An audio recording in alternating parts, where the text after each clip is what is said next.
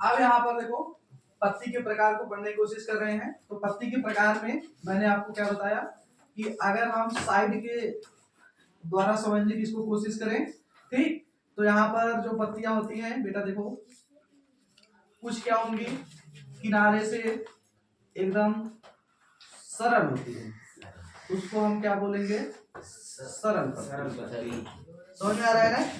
और कुछ पत्तियां क्या होती हैं, खुरदुरी होती हैं। कुछ पत्तियां क्या होती हैं, खुरदुरी होती हैं। इसको हम क्या बोलेंगे, जटिल पत्ती या संयुक्त पत्ती। जटिल पत्ती या संयुक्त पत्ती। इतनी चीजें सबको समझ में आ रही है। इसका एग्जाम्पल हम क्या ले लेते हैं बेटा, इसका एग्जाम्पल ले लेते हैं। आम हो गया, ठीक, जामुन हो गया, पीपल हो गया, ठीक, और इसका एग्जाम्पल क्या होता है, गुलाब हो जाएगा, और क्या हो जाएगा, नीम हो जाएगा। इतना सफिशिएंट है आप लोग के लिए, ठीक। तो यहाँ पर अगर पत्ती के प्रकार में हम देखें तो इसमें क्या होता है, अगर हम साइड के आधार पर देखें, ठीक, तो पत्तियां दो प्रकार की होती हैं। एक होता है सरल और दूसरा क्या होता है, जटिल या संयुक्त। दूसरा क्या होगा, जटिल या संयुक्त। ये चीजें सबको समझ में आई है। इसको हम क्या बोल सकते हैं, सिंपल लीफ, और इसको क्या बोलेंगे, कॉम्प्लेक्स लीफ। इतनी चीजें सबको समझ में आ रही है। जो सरल पत्तियां होती हैं वो क्या होती है, किनारों पर एकदम सिंपल होती हैं, कोमल होती हैं, और जो जटिल पत्तियां होती हैं वो किनारे पर क्या होती हैं, खुरदुरी होती हैं। इसको हम क्या बोलेंगे, सिंपल लीफ और कॉम्प्लेक्स लीफ। फिर बेटा दूसरी चीज यहाँ पर एक चीज सुनने को सबको मिल रही है कि यहाँ पर बार बार आ रहा है कि सीरा, ठीक, सीरा का नाम सब लोगों ने सुना। जो हमारा पेशियोल होता है वही आगे चलकर पतला हो जाता है और एकदम बीच से पूरे पत्ती में जाता है, उसी को हम क्या बोलते हैं, मध्य सिरा बोलते हैं। और मध्य सिरा के साइड में कुछ सिराएं भी निकली होती हैं। तो अगर हम सिरा के आधार पर देखें, किसके आधार पर, सिरा के आधार पर, तो पत्तियां कितने प्रकार की होती हैं, दो प्रकार की होती हैं। एक क्या होता है, एकांतर पत्ती। एक क्या होता है, एकांतर पत्ती। और दूसरा क्या होता है, कार्टिलेज, जटिल। नहीं, इसकी हिंदी नहीं आता रही है मुझे। एक मिनट, हिंदी देख लेते हैं, फिर उसके बाद बताते हैं। इंग्लिश में तो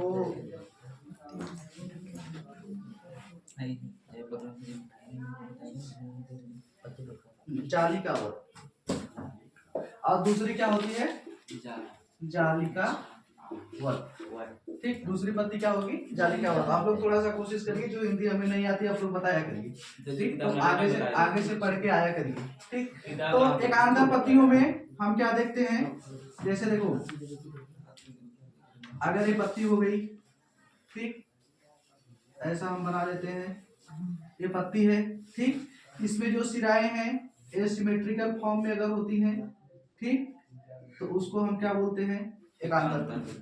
जैसे आप केले की पत्ती को देख लीजिए, केले की पत्ती देखे हैं, केले की पत्तियों में जो सिराएं होती हैं साइड से एक ऐसी निकलती है, एक ऐसी निकलती है, फिर एक साइड में निकलेगी, फिर एक साइड में निकलेगी। मतलब कि ये इस फॉर्म में नहीं रहेगा कि ये पत्ती हो गई, एक यहाँ से निकला, तो एक यहाँ से निकला, फिर एक यहाँ से, ऐसा नहीं होता है। और जो जालिका पत्तियां होती हैं वो बेटा क्या हो गया, ये लीफ हो गया, ठीक। इस लीफ में क्या होती हैं, ऐसे सिरा निकली, ठीक। इन सिराओं में भी छोटी छोटी क्या होती हैं, छोटी सिराएं निकलना स्टार्ट हो जाएगी, तो उसको हम क्या बोलेंगे, जालिका पत्ती, ठीक। समझ में आ रहा है नहीं, देखो जिसमें सिराएं एक सिमेट्रिकल फॉर्म में होगी उसको एकांतर पत्ती बोला जाता है, और जिसमें सिराएं क्या होती हैं, मतलब सिराओं से छोटी छोटी सिराएं निकलना स्टार्ट कर देती हैं, उसको क्या बोलते हैं, जालिका पत्ती। ये चीजें सबको समझ में आ रही है।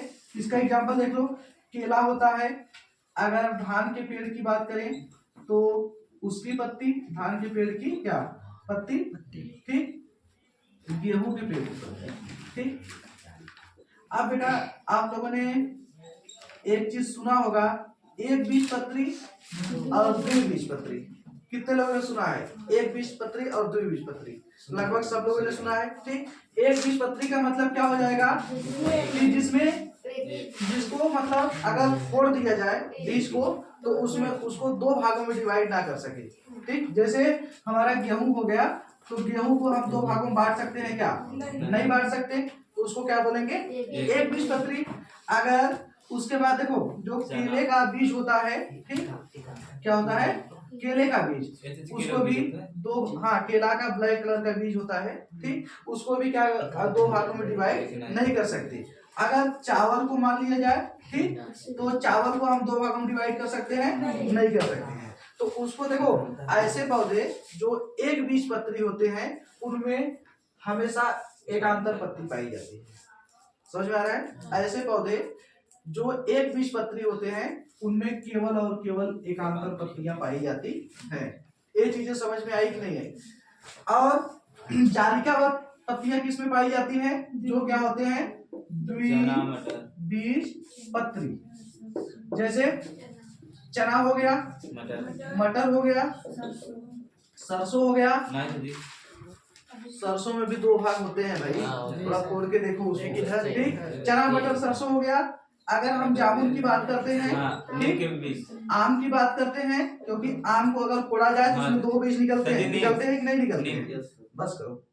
ठीक, तो जिसमें क्या होगा, मतलब ऐसे पौधे जिनके बीज को क्या करेंगे, अगर हम फोड़ेंगे, ठीक, तो उसमें क्या होते हैं? दो बीज निकल जाते हैं, उसको द्विबीजपत्री बोला जाता है। और जितने भी द्विबीजपत्री पौधे होते हैं उनमें जालिकावत पत्ती पाई जाती है।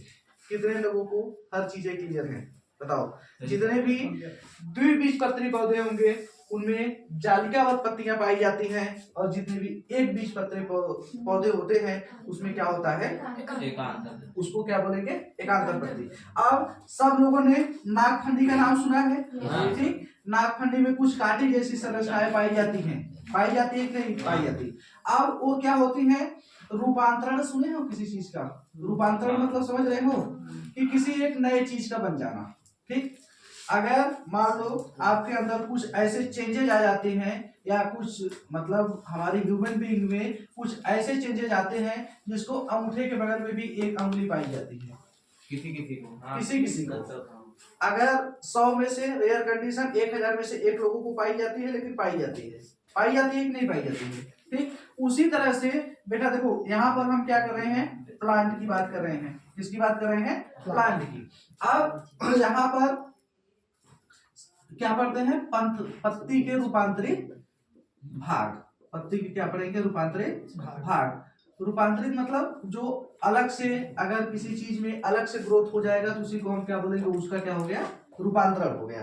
ठीक, अब पत्ती के रूपांतरित भाग में अगर हम नागफनी का एग्जाम्पल लेना स्टार्ट करते हैं, ठीक, तो बेटा जो नागफनी होता है, ऐसे मान लो ये क्या है? एक नागफनी की एक पत्ती हो गई, ठीक, और इसी में क्या होते हैं? छोटे छोटे कांटे निकले होते हैं। ठीक, कांटे निकले होते हैं नहीं निकले होते हैं? सपोज दैट ये नागफनी की जैसा लग नहीं रहा है, लेकिन हम इसको मान लेते हैं कि क्या है?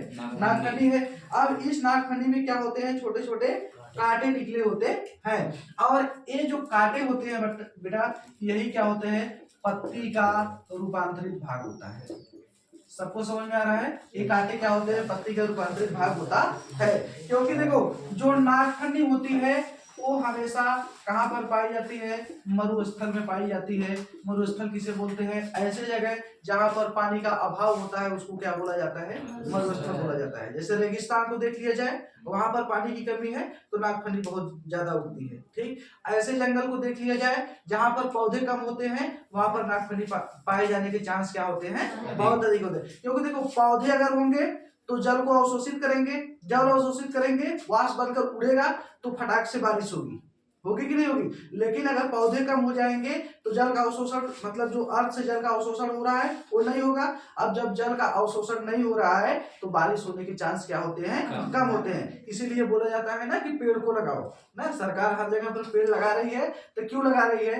क्योंकि अर्थ से क्या हो?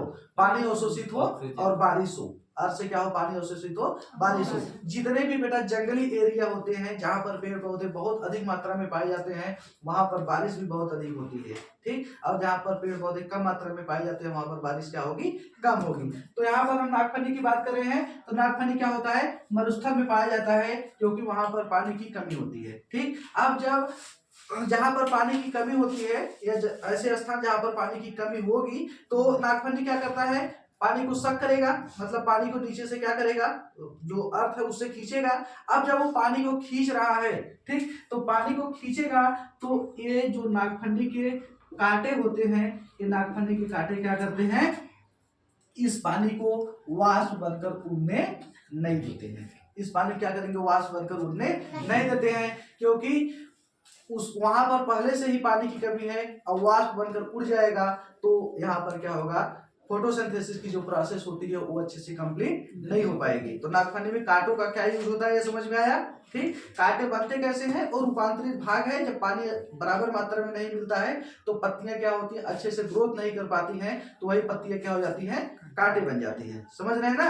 अगर अच्छे से उसको क्या मिले, पानी मिले तो पत्तियां और ग्रोथ करेंगी, तो दूसरी पत्ती का निर्माण होगा। जिस पार्ट में अच्छे से पत्ती के जिस पार्ट में क्या होगा, पूरी तरह से पानी नहीं जाएगा, वो पूरी तरह से ग्रोथ नहीं करेगा, तो वही पत्तियां क्या बनती है, कांटे बनती हैं।